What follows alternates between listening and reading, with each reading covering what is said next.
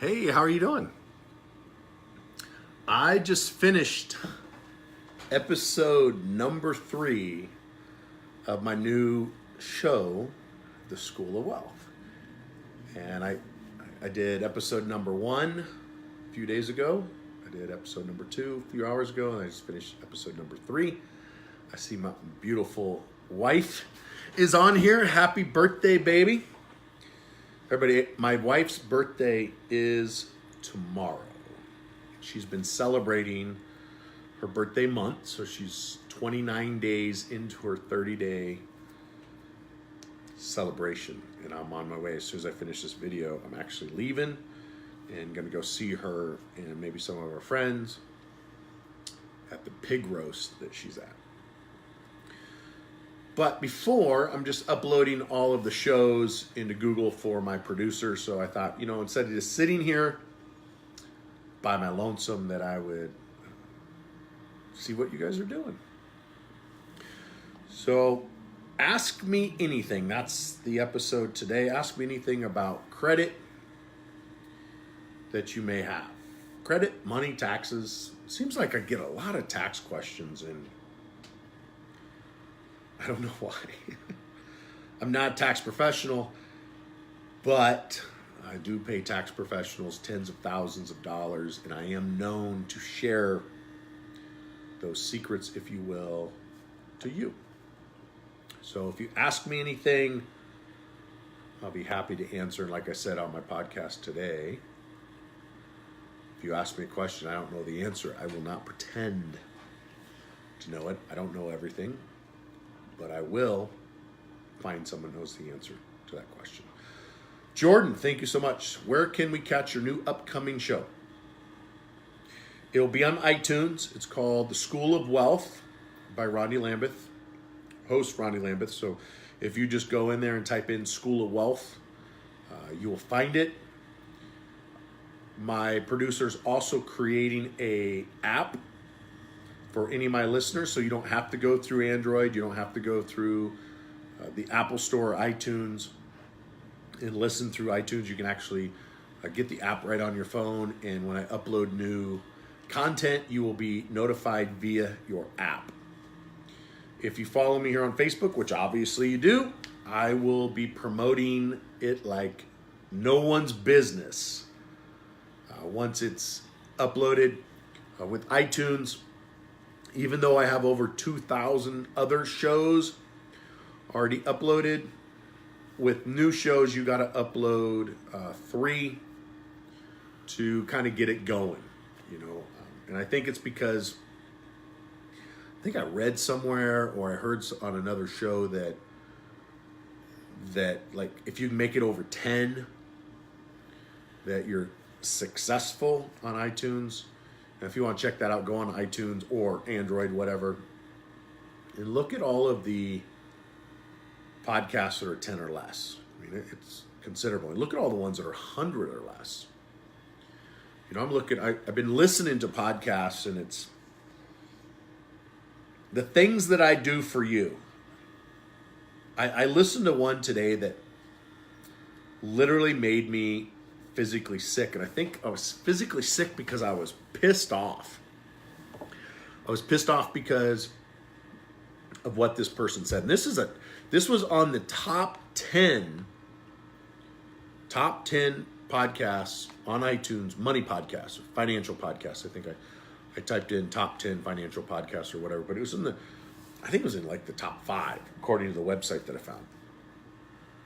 And they're interviewing this CPA that has done thousands of tax returns. And the host asked the CPA, the guest, are you writing off your rental property? And he says, no, not yet, but I am thinking about it. Now, this is a guy that he's like the go-to guy for financial podcasts. And he does a big seminar. I'm not going to say what the convention is, but it's a big deal in the financial market. And he says, no, I'm not writing off my rental property yet. And that's like basic tax 101. You write off your rental properties, right? So I do have some questions here. They're finally coming through. That's pretty cool. Let me hit the see more button. Can you explain the line of credit transfer, the buddy of yours, bank? Hold on. Let me open that up a little bit more. I'm trying to click the button, the see more button, but it's not working. So let me scroll up a little bit more. It's weird doing the Facebook Lives on my public, the fan page, because it doesn't let me see it. So all I can see, CJ Johnson, is can you explain the line of credit transfer that a buddy of yours do with banks?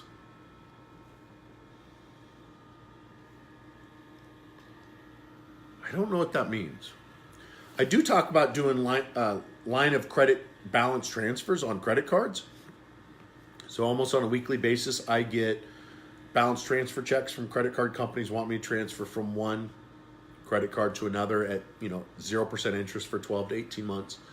I had someone yesterday ask me if I thought that was a good idea.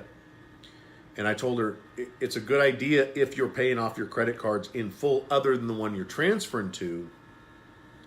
It is a bad idea if you're doing it to lower your payments. And the reason it's a bad idea to do debt consolidation or lower balance transfers to lower your payments is human nature is to increase your bills until you live paycheck to paycheck, which is why 76% of Americans live paycheck to paycheck. So I don't know why I can't open this whole thing up all the way. Every time I do it, it asks me delete the comment, block you, pin the comment, join you, or like comment. So I don't know why it's doing that. So books on business. Someone asked, is that a question, Orlando? Books on business? I think that's a question. I heard that today on another podcast I've been listening to, or I listened to rather. I've been listening to a ton of podcasts in an attempt to see what the top 10 guys are doing. Not necessarily to copy them because, I'm not that kind of person. But to hear what they're talking about, because if they're a top 10 podcast and they're talking about a particular subject, it's probably because people are asking them to talk about it. So I've been listening to all these shows to kind of hear what people are talking about, because when you get, it's kind of like a carpenter. They see everything as a nail, right? They have a hammer. They see everything as a nail. I'm a credit guy, so I see a lot of things as credit related, which is why one of the reasons I started a new podcast, The School of Wealth, and I stopped recording Credit Repair Radio is because I don't want to just do credit repair. I want to help people with their finances, help people with their taxes, which helps them with the finances. Because if you pay less taxes, you have more money. And if you make more money, if you have more money at the end of the day, you can then create legacy wealth. And that's the whole idea. So books on business, one of my favorite books that I listen to at least once a year is The Richest Man in Babylon. The Richest Man in Babylon. Grant Poe, if you're still watching, type that in. The Richest Man in Babylon. It's one of my favorite books. I have it. I have several copies of it, physical copies, and then I have it on my phone, in iTunes, and on Audible. I have an Audible account for all my employees, and so all the employees can listen to that, and I highly encourage all of my employees to listen to The Richest Man in Babylon once a year, just like I do. Don't know what that meant. Zach, I'm assuming Zach Cahill says, think about expanding the credit agency to Canada. Lots of demand up here. Man, I get that. I got to tell you, I get that like literally on a weekly basis. And to answer your question with that is, I don't plan on expanding Fortress to Canada. And the reason why is there are more people in California than in Canada, and I can't keep up with the business in California. And I've found that the laws in Canada are very consumer friendly. I mean, you guys have what, like 8 banks total, where we have thousands, I'm guessing thousands of banks in America here with credit unions and branches and stuff. And I think you guys have 8. And I found that the consumer protection laws in Canada are so much better than the United States that you send one letter and it just comes off. And there's not really that battle, that war that we play every day here at Fortress Credit Pro with getting items removed. It's simple. You write a letter, you send it to the bank, you send it to your Equifax Canada, and they just delete the item. So I really don't expand on the credit repair business in Canada. However, I do have a apartment complex investing business called M25, also known as Lambeth Acquisitions, where we buy apartment complexes nationwide. And I do have many Canadians investing in that business. I mean, we pay 12%. That's a lot of money. You give me $100,000, I purchase an apartment complex with your down payment money, and after 5 years, I give you back $160,000. So it's a pretty good deal, and equity split. So we are doing that in Canada, and we do our financial coaching program in Canada, but not the credit repair business. Fortress Credit Pro, the credit repair business does not, we don't go up into Canada because it's just not worth it for us, because we know you write simply a letter. Maybe I'll do like a do-it-yourself program for Canadians. Maybe I'll do that. But I do get that question a lot. Thank you. Aaron says, when are you going to do interviews in Washington State? That is a great question. I had made a commitment to my wife that I wasn't going to do any more TV interviews this year. You know, I did 52 interviews in the last 12 months, and I'm going to stay home for a little while. I got some other stuff planned. I think I'm gone every single weekend or every week in October, half of November and half of December already, but I'm not doing TV interviews. But on Washington State, that is on the list for next year, because I have friends that live in Washington, and I want to go hang out with them. I want to go do some downtime with them. And one of the rules that I know with the tax code and wealth rules, you know, that's what I do on the new podcast, The School of Wealth, is every episode I release a new wealth rule. And one of those wealth rules is you never take vacations, you take business trips, right? When you take a vacation, you can't write off a vacation. See, it's not how much money you make, it's how much money you keep that will help you become wealthy. And how do you keep more money? You pay less taxes. How do you pay less taxes? You take more business trips. And I have friends who live in Washington, and I'm going to take some business trips to Washington, and maybe I'll come see you, Aaron, in Washington on a business trip. Because the IRS doesn't say you can't have fun on your business trip. And next week, I'm riding my motorcycle with a friend to Idaho on a business trip, and in our downtime after our business meeting, we're going to go fishing, and we're going to have some fun times, right? So, great question. Can you talk? Greg said, man, Zatorsky. I'm going to butcher that. I'm not even going to try. Greg Z, thank you for asking the question. Can you talk about getting medical collections off? Great question. In fact, as of 5 days ago, today is September 29th, 2018. As of September 24th, 2018, medical collections can no longer be reported on your credit report until you've gone at least 6 months past due. If you are a veteran, 12 months past due.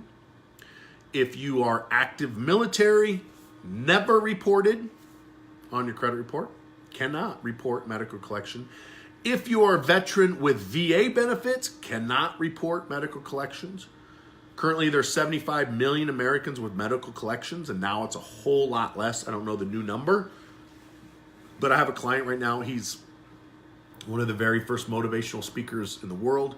He's one of the greatest motivational speakers in the world, and he had some medical collections, and he's a veteran. And so all of those collections are now gone, every single one of them. But what if you are not a veteran? What if you're not active duty military? And what if you are just a regular old citizen and it's been more than 6 months, or a veteran of 12 months? How do you get the medical collections off? Great question.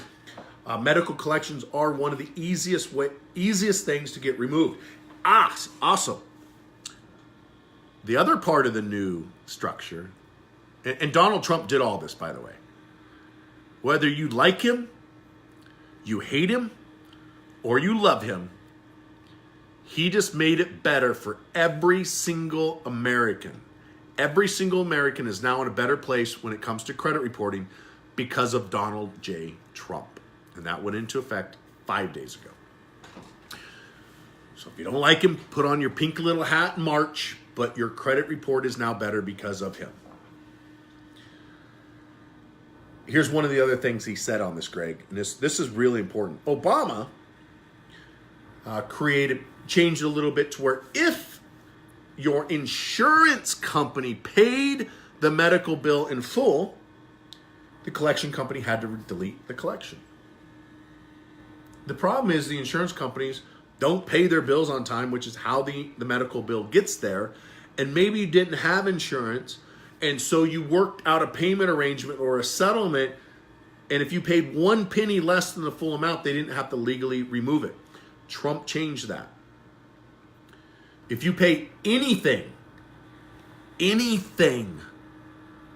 on the collection, anything at all, they have to remove it from your credit report. If you make any payment at all, whether it's in full or some type of settlement, they have to remove the medical collection upon payment. Is that cool or what? Now, unfortunately for me, that's going to cost me millions of dollars. And I'm okay with it because it's better for you and it's better for the American people. There's lots of other things I can dispute. But unfortunately for me and my company, it is going to cost me millions of dollars because we make millions of dollars a year by deleting medical collections. And now we're not going to charge you for it because they're just going to fall off. Right? So great question, Greg Z. CJ Johnson asks, what is my favorite or your top favorite podcast to listen to?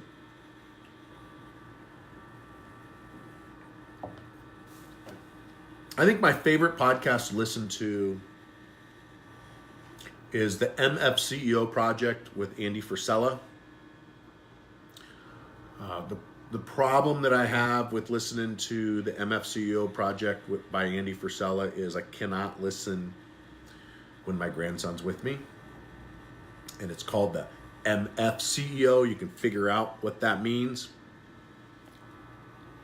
It is not the mom friend CEO.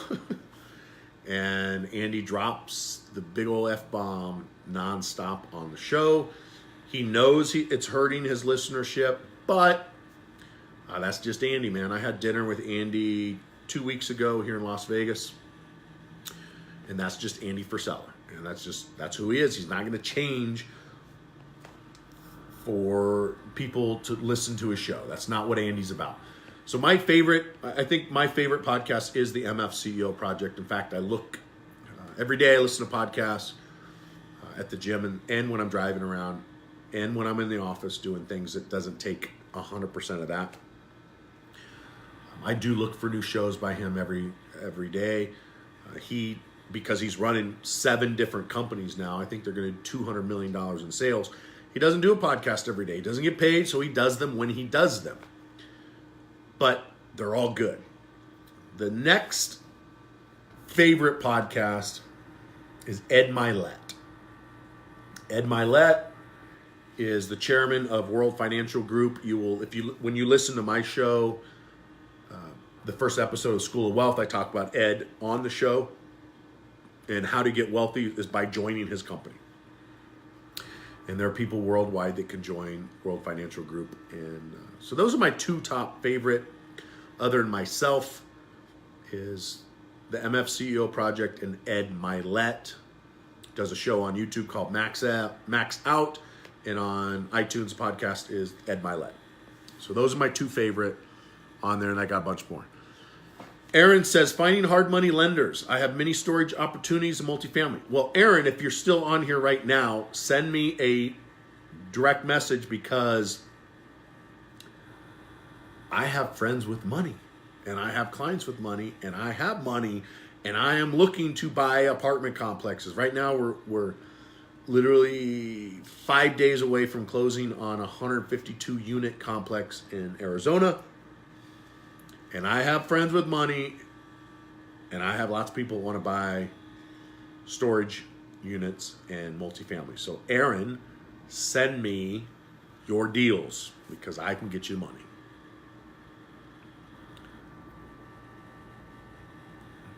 So Kevin, Coach Your Well Williams, didn't ask a question, but he says, pay thyself first.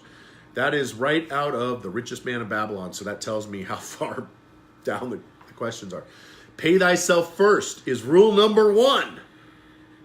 Pay thyself first. In fact, episode number 2 of the new School of Wealth talks about setting up your bills on autopilot, and that will be an episode in the future, is pay thyself first. You got to do it, man. If you don't pay yourself first, why are you paying the rest of your bills, man? You're the most important person on the planet. Any advice for entrepreneur thinking artist? Yeah. Listen or read The Richest Man in Babylon. Listen to Andy Frisella, the MF CEO Project. Listen to Ed Milet, the Ed Milet Show. And there's a whole bunch of other stuff. One of my favorite books is Profit First. All of Rich Dad, Poor Dad series. Robert Kiyosaki's books are great. My minimum investment for us with our apartment complex is $100,000. So if you would like in on our next deal, I can't let you on our current deal because of federal regulations. But if you would like to be in on our next deal, send me a direct message, and I'll be happily let you in on the next deal as long as you meet some of the requirements. So, but $100,000 is our minimum. Max Collins says, how's my tank doing? You guys want to see the tank? It's doing pretty good. On our next office, I'm going to have a huge, huge tank. In fact, one of the things I'm going to do is we're going to build it out. It's kind of weird with that light behind me now. Let's see. Oh, it's the way I'm sitting when I changed it. Maybe it's just my camera, but it looks like it's solid white. There's actually a window. See it there? There's a window there and a window over there. But on the next office that we build, between David and I's office is going to be a big wall. And that entire wall is going to be a fish tank where we can look back and forth, or the hallway or something. But fish tank's doing well. Let me see if I can adjust. It's like the lighting just got really weird. All right, maybe it's just my phone. I'm not going to worry about it. Do I have affiliates here in the U.S. or expanding office? Yeah, we have affiliates nationwide. So we can actually take credit repair clients nationwide. We can take financial coaching clients nationwide. We can take investors that want to invest in our apartment complex worldwide. And we can do our financial coaching worldwide. So, but we do have affiliates. You can go to rondilambert.com, click on the affiliate button, sign up to be an affiliate, and we will happily pay you for everybody that you send to us, including on our apartment complex deals. And someone texted me or messaged me earlier here. He's got some storage units, so I'd love to look at some storage units. One of the things that my grandfather did, my mom's dad did, was invested in storage units, and when he passed away, that was the legacy that he left. And even though he's been gone a long time, money's still rolling in from him. So, storage units. Man, I hate the way that Facebook is doing this, Justin. Justin Finley asks, how'd you get started in real estate? My businesses are starting to get stabilized. I'd like to get, and literally I click see more. It's nothing. I can block you, I can delete it, I can pin it, I can like it. Here, I'll like it. I can't read the rest of it. And I don't know why, Justin. I'm sorry. I'm going to have to wait till after the video to answer the rest of the question, right? It's Facebook. Facebook, if you're watching, fix that shit. How did I get started in real estate? I left home when I was 15 years old. If you listen to my first podcast, I spent an hour and 6 minutes going into how I got where I am today. Today, I'm the CEO of 5 different companies. We do multi-million dollars in business a year over the 5 companies. And I did not grow up wealthy. I did not grow up, and I'm not a blue blood. I grew up with no running water, no electricity, living off of food stamps, and getting our food out of a dumpster. And I kind of go into that on the very first episode of School of Wealth, which I will share on Facebook, Instagram, Twitter, LinkedIn, and everywhere else once the show is edited and uploaded so you can listen to it. But the way I got started, my first house I bought I was 18 years old. And how I got started in it was at 15 years old when I left home. I went to work for a extremely wealthy millionaire in John Day, Oregon, Wally Williams. He owned the funeral home called Driscoll's. It's still there today. And I went to work for him as a embalmer and funeral director apprentice. And I actually got licensed in the state of Oregon as an embalmer apprentice and a funeral director apprentice at 15 years old. And Wally taught me about taxes, the petty cash account, how your cars should be part of the business, how you can write it off, and back to your question on why you should buy real estate and how to use real estate to eliminate your tax burden. I say on a regular basis that I don't pay taxes. And many of my clients don't pay taxes at all. And it's fair. You know, people say it's not fair that I can make millions of dollars and not pay taxes. And it's extremely fair because I understand the rules, and you can't win the game if you don't understand the rules. The rules say that if you buy an apartment complex or real estate, you can actually write off the real estate. So this $9 million apartment complex we're working on right now, we're going to get a $5 million deduction. It's $9 million to buy it. As soon as we buy it, we get a $5 million deduction, which means I can make $5 million with Fortress and pay 0 taxes. So that's how I got started in real estate, was through Wally Williams teaching me about taxes. Great question. Long live Pat. What do you do when you're on your own? Well, as I say on my radio show all the time and TV shows all the time, it depends. It depends. I think what you mean is like when I'm all by myself, I like to read. I like to listen to podcasts. I like to watch educational videos. I like to watch TV. I like to ride my motorcycle. I like to sleep. I like to work out. And I'm trying to get into the meditation thing. I'm not quite there. Primarily because of my health issues with my Lyme disease and my babesia. It's pretty hard to concentrate on things for very long, but I'm getting there. So, great question.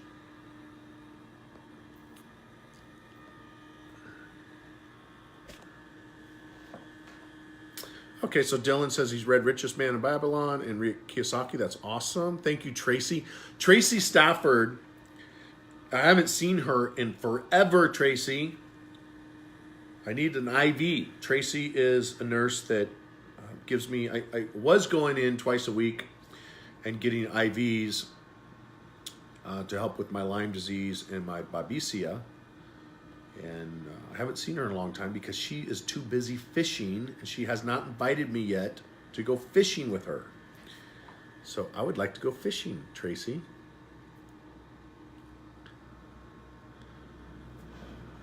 Justin Finley, if you're still on, send me a message and I'll show you the deals that we've done in the past. Justin says, I'd like to get started in multifamily.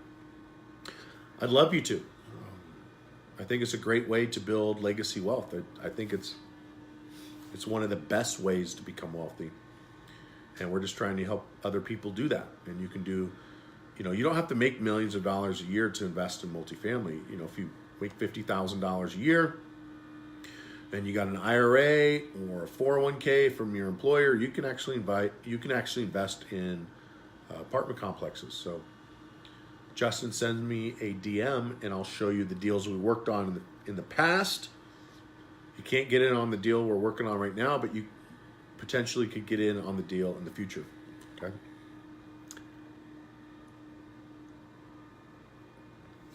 I gotta read this out loud. I'm taking on a new path, making them bricks take a bath. I don't know what that means. It's kind of a cool quote. It's probably out of a book, but Justin Finley said, grew up in a trailer, haha. I wish I grew up in a trailer. You want to see the house I grew up in? I have it right here on my desk.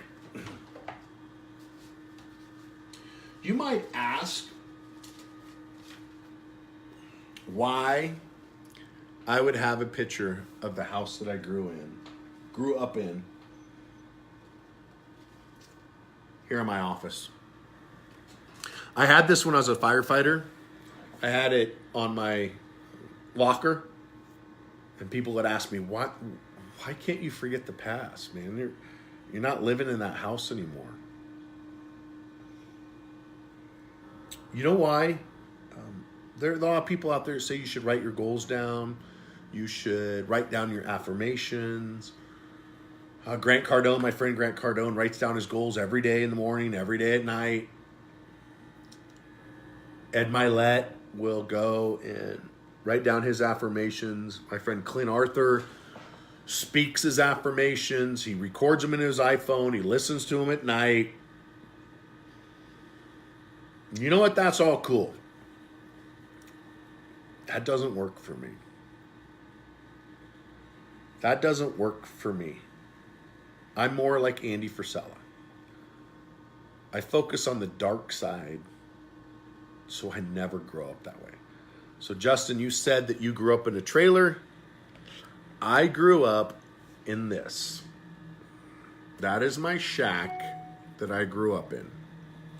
No running water, no electricity, and we got our food out of a dumpster.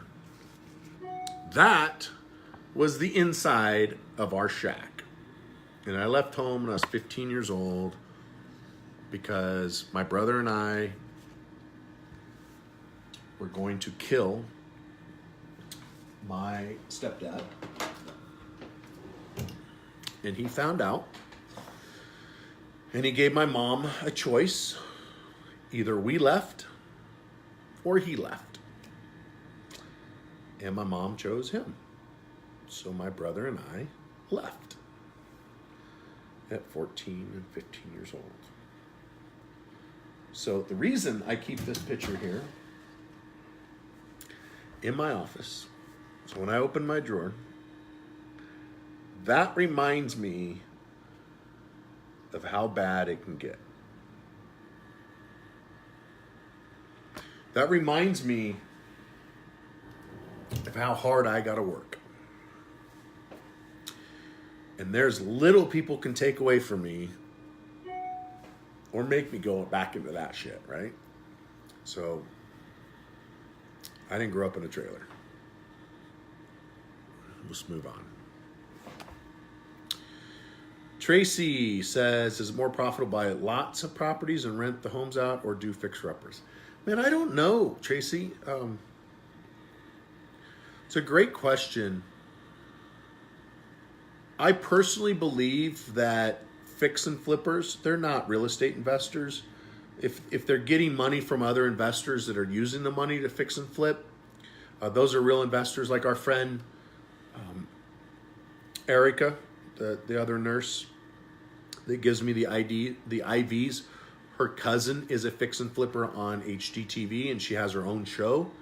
I don't believe that's, when you're flipping properties, it's not really investing. That's a job. So is it more profitable to buy lots of properties and rent the homes out? I don't know. I don't think so. Look at Siegel, Tracy. Siegel, where your office is. He doesn't buy houses. He buys apartment complexes and office complexes. And he's my age and he's a billionaire. He got started a little bit before me, right? By an apartment complex. But he's well past a billionaire, and that's what he does. He doesn't buy single family homes and fix and flips. He buys multifamily houses, multifamily complexes, what I'm doing. And we don't fix them like you do with a single family home. Maybe take the carpet out, you put in linoleum. Maybe take out the white refrigerator and you put in black or stainless steel. One of the things we do is we take out the regular lights, put in LED lights. We take out the regular fixtures, the plug-ins, and we put in the USBs. That's our fix and flip on our apartment complexes. And I think that's more profitable than spending $200,000 on a fix and flip to make 50 and only to pay taxes on the 50, because on the fix and flip, that is earned income, and you will pay approximately 50% on that money. So I don't like fix and flip and all that other stuff. So great question. Index life insurance policy. Man, that's a really good one, CJ Johnson. I like that. What he's talking about, I'm assuming you're talking about this, is index life insurance policy. I have one, and I took out a life insurance policy against my life, and I took out a loan for the amount of the life insurance policy. I was able to take that money on the loan, invest it in the stock market. If I died, it pays off the loan. My family gets the stocks. It's a guaranteed payout, and in the end, it's tax-free. This is one of the tricks that the wealthy people use. Anyone can do it. It's just they don't publicly announce this. But essentially, you can get a loan, front load, 21 years old, you can front load your 65-year-old retirement policy. So 45 years until you front load it with the loan. The life insurance, if you die, pays off the loan. Along the way, you pay the interest on the loan. At some point, the index flips, and now you can pay off the loan based on the stock value. You let it grow, and at the end, you pull the money out as a loan against the policy, and it's tax-free. So, pretty cool thing. Tracy says, didn't know I used to embalm people. Yes, I did. All right, so my wife has texted me, so it's about time to go.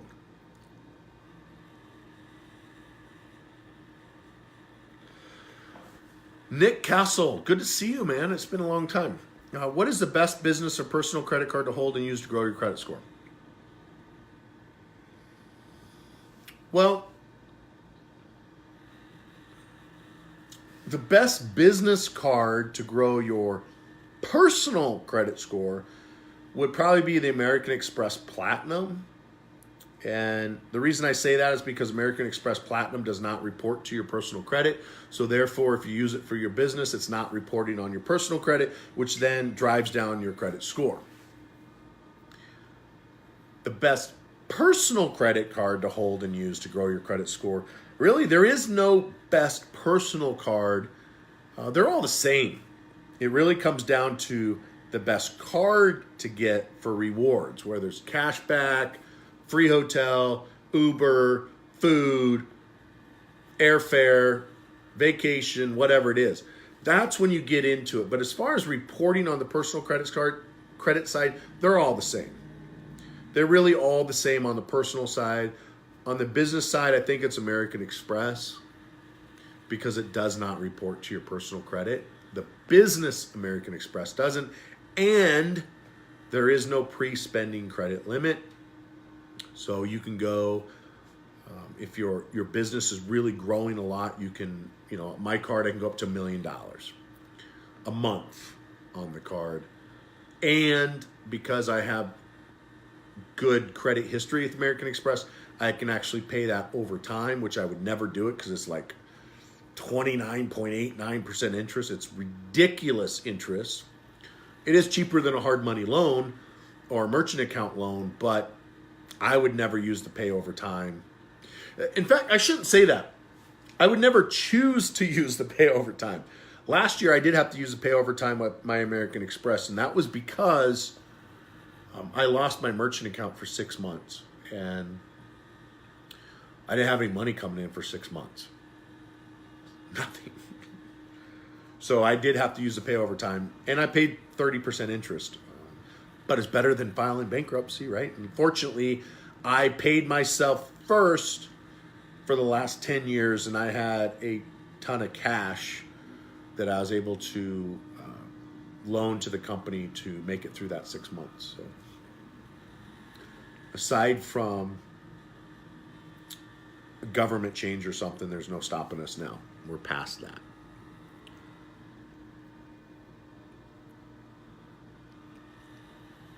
Adriana says hi. I hope you're still on here. I didn't see it till now. Good to see you here. Charlene. Look at you now. That's awesome. Thank you so much, Gus. Appreciate it. Pass that.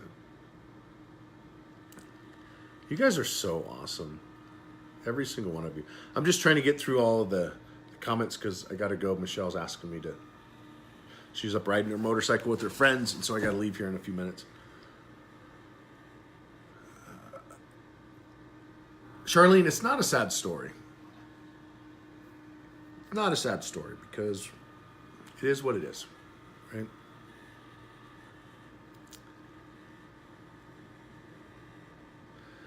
Margaret Siebert Harvey says, do you ever miss John Day at all? I do miss John Day. In fact, I used to go up there every 90 days when I lived in Tahoe because I would just drive down to the hangar. It's about 35 minutes from my house. And then I'd jump in my airplane, and 90 minutes later, I was in John Day. So I would go up there a lot on Friday morning. So I'd work basically Monday after 12 to Friday morning, and then I'd jump in the airplane, fly up to John Day, be fishing by the afternoon, spend the day Saturday, Sunday, and fly home Monday morning, be back to work by 9 o'clock Monday. So I do miss John Day. When I get my new plane, I'll be spending more time up there. Now it's just a little bit, it's like a 3.5 hour flight versus a 90-minute flight. Tracy, next time I come in to get an IV, which I wanted to do it today, but it's not going to happen. So I'll probably go in there tomorrow and get an IV, but for sure Monday or Tuesday. So let me know when you're going to be in and we can talk about that. Vic says, how do I get an 800 credit score? Man, that's a great question. Getting an 800 credit score is really not that hard. Getting over 810 is pretty difficult. I think my wife's got an 802 right now, and I'm always between like 770 to 810, somewhere in there, depending on my credit card usage. But it's not that hard to get to 800 if you follow me, especially if you start listening to my new podcast, The School of Wealth. You will learn how to get to the 800 credit score. Adriana, my niece, Sina, she's almost to a 780. I think you're like, what, 21 years old? I don't think you're that old, are you? I know I put her on my credit cards like 6 years ago when she was like 14 or 15 years old. So, let's see. Nick says he has American Express Platinum. Gives him the cash back. Let me see if I hit like, can I see the rest of it? Nope, can't see it. I don't know why that's doing that.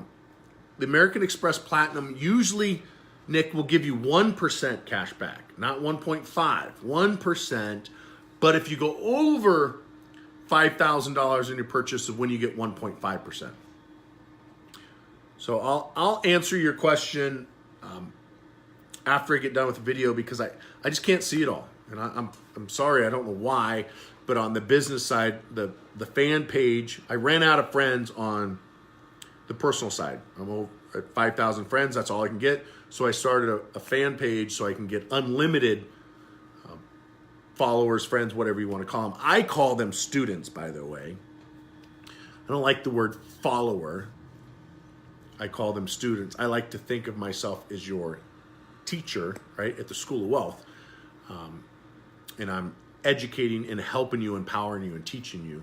So on the business side, which I'm on right now, it gives me unlimited access versus just limited to 5,000 people. So I will answer the questions when I get done. Gus says, will you have a meetup or mastermind? That is a great question. September 27th, 28th, and 29th of 2019, myself and 2 other friends will be doing a seminar live here in Las Vegas for 750 to 1,000 people, and we will be offering up masterminds to all of the attendees. I am focused on the money, taxes, business credit side of it. They're going to focus on the marketing side of it and the speaking side of it. We're even going to teach you how to get on TV. You know, literally, I've been on 52. I've done 52 TV segments or TV appearances in the last 12 months, and we're going to teach people how to get on TV. That's going to be one of our coaching products in our mastermind. So, great question, Gus. Yes, we will have a mastermind. September 2019. Zach says, what can you tell me about freezing cards? Could I avoid 524 by doing so? Well, President Trump signed the law into effect May 24th, but it didn't go into effect until September 24th. And what he's talking about is not freezing the credit cards, it's freezing your credit file. You can literally go in now, freeze your credit file, no longer pay the credit bureaus $90 to do it, thaw it instantly by calling 1-800 number, put in your PIN, which is like 9 digits long, put in your PIN, it immediately thaws your credit file, which allows the potential creditor to pull your credit. You then call back in, you freeze it so no one can take it. So literally Donald Trump made it to where it's almost impossible to steal someone's identity, credit identity, with a stroke of a pen. Identity theft is over as we know it, thanks to Donald J. Trump. Adriana's 21. That's awesome. Tracy said, what's the fan page under? You are there right now. All right, guys. I'm going to roll. I answered every single question. I appreciate every single one of you. And I'll start doing a lot more of these. I just been super busy with traveling, doing the radio or the TV interviews and the appearances, and working on my health stuff. I think last week, I got out of bed one day. I think I was in bed 4 days last week. I think I come into the office one day. maybe 2 days. So I've been struggling with all that stuff, but I'm getting better and getting stronger every single day. So as time goes by, I will give you more and more. Appreciate every single one of you.